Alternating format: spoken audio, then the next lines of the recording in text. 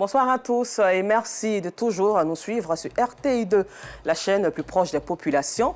Au sommaire de l'actualité, comment comprendre la portée du traducteur qui permet de transcender toute barrière. Ça sera l'exercice dans notre dossier du jour, axé sur la traduction, le pont entre les différentes langues locales et internationales. Et puis au sommet de l'Union africaine, le candidat djiboutien Mahamadou Ali Youssouf succède au Tchadien Moussa Faki Mahamat à la tête de la Commission africaine de l'Union et à Addis Abeba en Éthiopie. Merci d'être des nôtres sur RTI2. Passons tout de suite à notre rubrique du jour.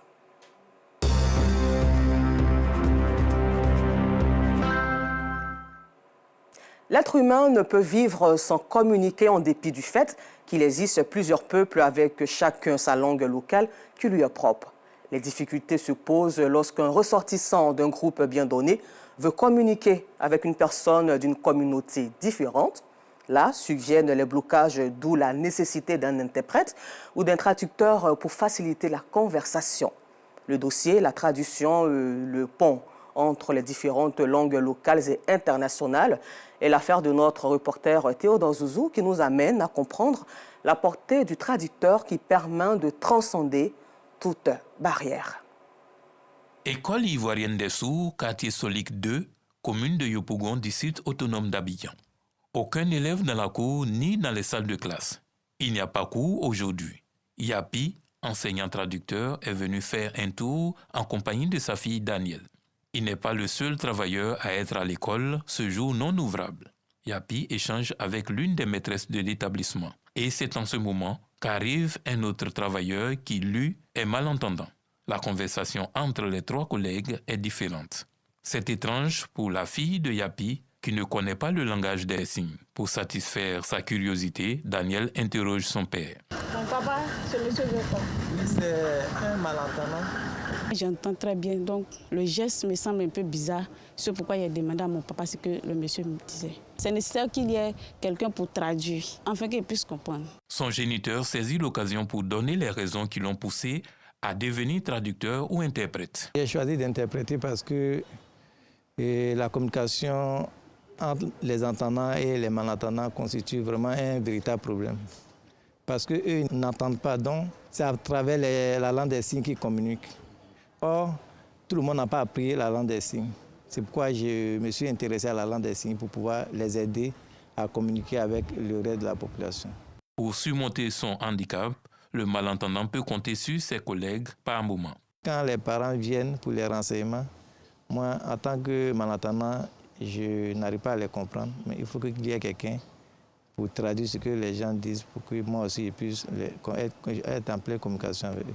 Face à cette ambiance constituée de gestes et de sons, il est nécessaire d'avoir recours à un traducteur ou à une personne qui comprenne les deux langages. Ces travailleurs se suivent au bureau en conversant. Quand la maîtresse passe présenter ses civilités au premier responsable de l'école, elle ne peut s'empêcher de lire l'alphabet des signes. A, B, C, D, E. Pour moi, c'est nécessaire de connaître les signes parce qu'un malentendant, c'est d'abord un être humain qui a besoin du savoir. Donc, pour qu'eux puissent acquérir le savoir, il faut que quelqu'un connaisse d'abord leurs signes pour pouvoir leur apprendre à lire et écrire. Parce que c'est par ça qu'ils communiquent, ils peuvent se défendre dans la société. Quand ils connaissent les signes, vous aussi, vous connaissez les signes, ils arrivent à mieux causer, à mieux communiquer avec vous. Et puis, ils se sentent à l'aise. Merci pour ce cours. L'enseignante partie, le directeur de l'établissement situe l'importance de la traduction pour son établissement qui dépend du ministère des Affaires sociales. Le ministère a voulu que ces enfants ne soient plus marginalisés pour qu'on parte vers une inclusion réelle de ces enfants dans cette société-là.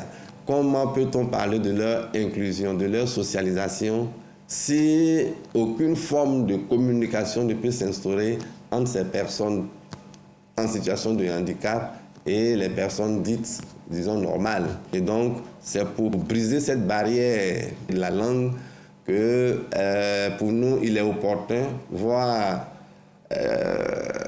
primordial, d'inclure dans nos prescriptions générales la pratique de la langue des signes. La présence de traducteurs est indispensable dans cette école. On prend la société de façon générale, il existe différentes langues. Et donc, pour un individu qui va quitter un point X pour un point Y, okay, là où sa langue n'est pas pratiquée, okay, il a nécessairement besoin d'une personne intermédiaire pour se faire comprendre. Et donc, c'est pareil pour la langue des signes. Tout le monde ne pratique pas la langue des signes. Et donc, pour des besoins de communication, souvent, on a besoin d'interprètes. C'est avec l'aide des traducteurs et interprètes que les colons ont pu échanger avec les Africains. Ce sont eux qui sont venus avec l'Évangile en Côte d'Ivoire et dans les autres pays colonisés de l'époque. Aujourd'hui, la Bible est pratiquement traduite en plusieurs langues locales. Dans certaines églises, la parole prêchée est traduite dans différentes langues locales.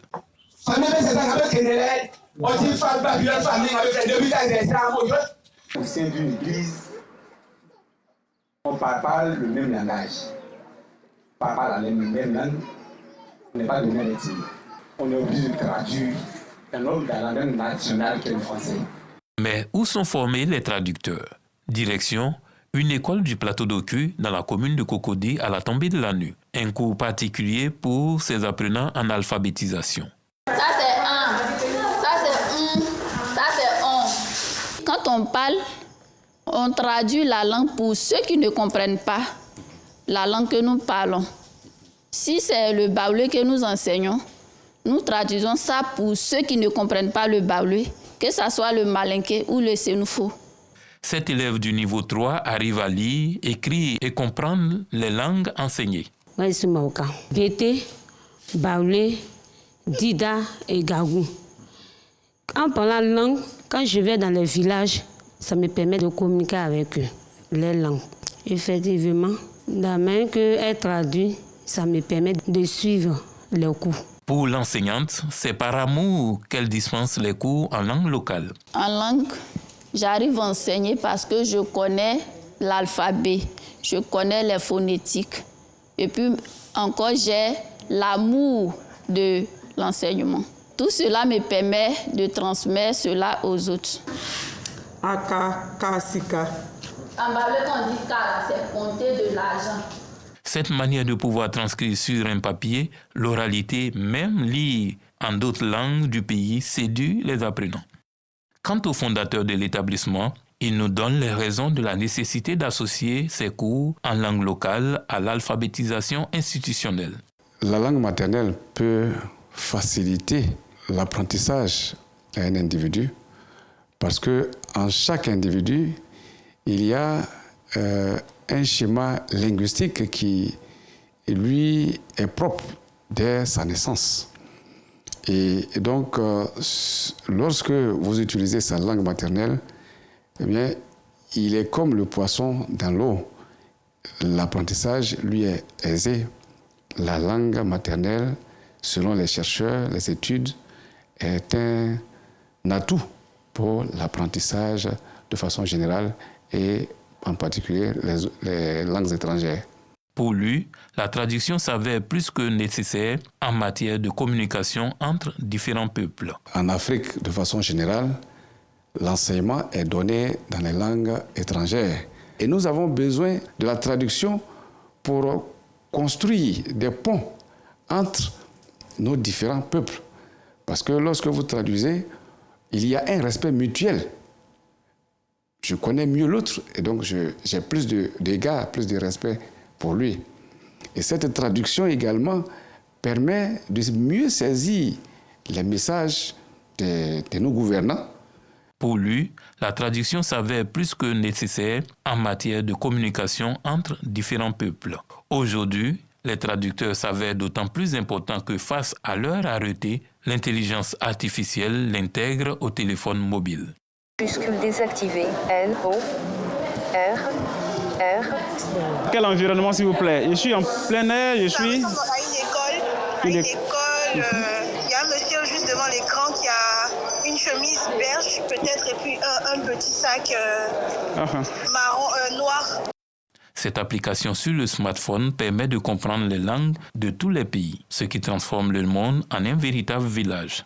La traduction est aujourd'hui indispensable. que ce soit par les signes, le braille ou la traduction conventionnelle d'une langue à une autre. Elle brise les barrières, le silence des handicaps par le toucher, les signes et l'interprétation tout simplement. Et c'est la période de la Saint-Valentin, fête des amoureux, a résonné à Bingerville ce vendredi 14 février 2025. Un restaurant étoilé de la place a été le théâtre de cette célébration de l'amour où couples et familles se sont réunis pour partager un moment spécial. Yam Killer, Mel et Assitandira nous plongent au cœur de cette ambiance festive.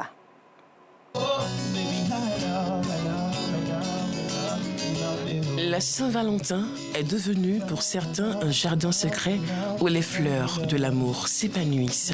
Jour également où les tourtereaux sont étincelants. Chacun veut marquer d'une perle rare son amour à sa partenaire. Un moment choisi par Juvenal pour déclarer sa flamme à sa dulcinée dans ce cadre idyllique de la commune de Bingerville. C'est la fête du Saint-Valentin, donc j'ai décidé comme ça de venir donner un petit truc à madame, voilà, pour lui montrer combien de fois je l'aime. Tout comme Juvenal, le couple Kofi est lui aussi engagé sans faille dans cet élan d'amour. Je voudrais dire à mon épouse que je l'aime. Et on a l'habitude de venir ici avec les enfants. Aujourd'hui, on a laissé les enfants et venir seuls. Et passer ces moments ensemble, ça pouvait dire que je l'aime. La Saint-Valentin, c'est aussi le partage en famille.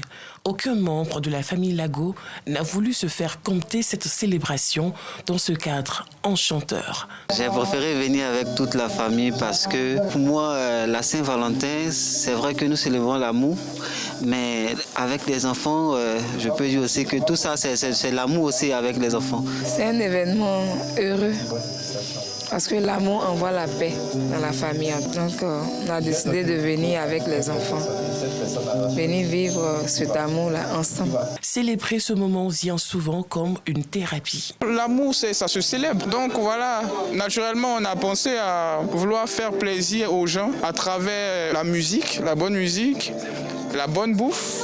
L'objectif, c'est ça, c'est l'amour, c'est célébrer l'amour. Les amoureux de ce cadre féerique se sont laissés emporter par ces moments inoubliables jusqu'à l'aube par des sonorités langoureuses et envoûtantes. Bébé, toi et moi pour la vie. Tout le monde.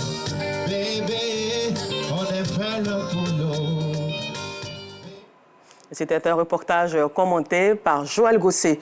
Au campus 2 de l'université Alassane Ouattara de Bouaké, dans la région de Gbeke, a eu lieu la cérémonie de dédicace de l'œuvre poétique Mystique naturelle de l'universitaire Tobitier Emmanuel.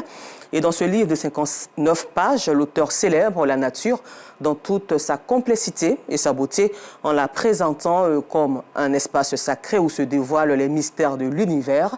Le compte-rendu de Boubarka Silla et Kader Sogodogo de RTI Bouaké.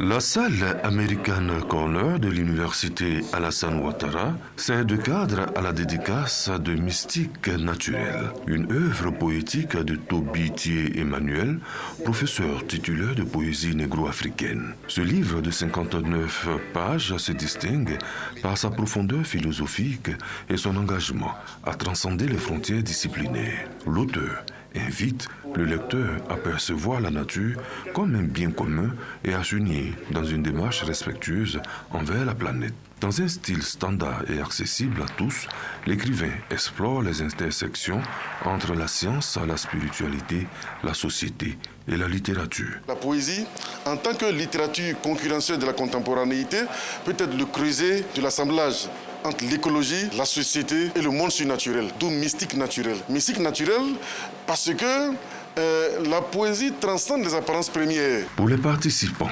l'œuvre se veut une récompense aux efforts de la poésie pour élever la nature au rang d'une entité divine. Dans cette œuvre, il nous invite à interroger le sens et l'essence de l'évidence à travers, les lignes. Et cette œuvre est pour nous un décryptage afin de mieux comprendre ce que le reggaeman Nesta Bob Marley voulait véhiculer. Auteur de plusieurs concepts littéraires, dont l'Ivoironie, l'écrivain Tobitier Emmanuel a à son actif plusieurs œuvres littéraires, au nombre desquelles on peut citer Sueur de lune, Page en feu par Eli Rebelle et roi d'Afrique à Sanoudja. Et toujours à Bouaké, à la page religion, cela fait exactement un an que Monseigneur Paul Siméon Awana retourne au Père. À cet effet, une messe en l'honneur du défunt archevêque métropolitain de Bouaké a été prononcée à la cathédrale. Gervais Kwasi, Kader Sogodogo. 12 février 2024, la communauté catholique a pleuré le décès de l'archevêque métropolitain de Bouaké, Monseigneur Paul Siméon Awana Djiro. Un an que l'élu de Dieu repose au sein de la cathédrale. Mais l'homme est toujours présent dans les esprits, car ayant marqué d'un emprunt indélébile son passage sur terre, et ce, de la façon la plus positive selon le clergé.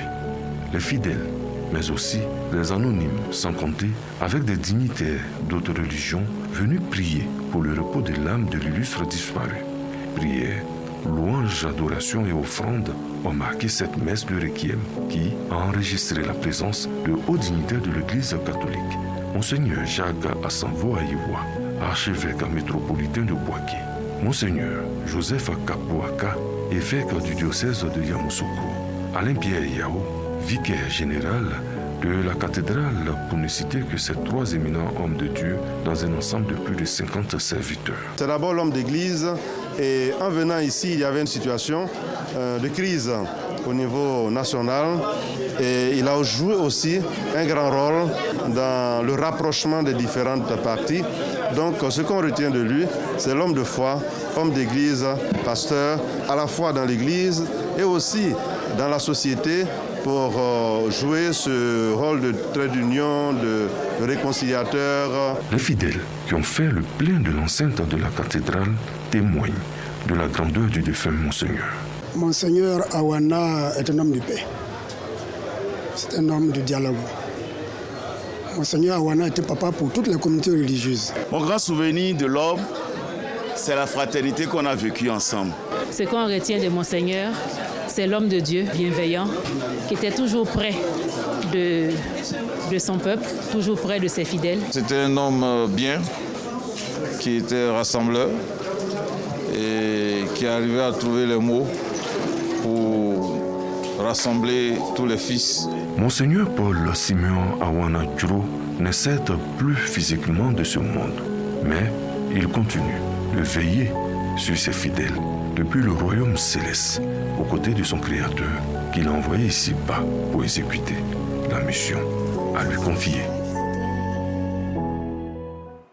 Et nous vous le disons en titre, hors de la Côte d'Ivoire au sommet de l'Union africaine, le candidat djiboutien Mahamadou Ali Youssouf a été élu président de la Commission africaine de l'Union à Addis Abeba en Éthiopie hier samedi. Il a emporté au 7e tour avec 33 voix sur 49. L'actuel ministre des Affaires étrangères du président djiboutien succédera donc au Tchadien Moussa Faki Mahamat, dont le second mandat à la tête de l'organisation s'achève le 15 mars prochain. Il faut souligner que jusqu'au bout, hier, la compétition a été serrée. En RDC, le M23 et les soldats rwandais ont poursuivi leur avancée dans le sud de Kivu. Après une journée de flottement, d'après un porte-parole de l'armée congolaise, ils sont désormais à Bukavu, la capitale de la province, mais la situation reste toujours confuse. Et puis pour terminer ce temps d'information, il faut savoir que le secrétaire d'État américain Marco Rubio est en visite à Jérusalem pour le début de sa tournée au Moyen-Orient. Marco Rubio a rencontré ce dimanche 16 février Benjamin Netanyahou. Il dit avoir discuté de la vision audacieuse du président américain Donald Trump pour l'avenir de Gaza. Au même moment, le ministère israélien de la Défense communiquait qu'une importante livraison d'armes lourdes était arrivée cette nuit en provenance des États-Unis d'Amérique de Donald Trump. Merci et bonne suite de programme sur RTI2.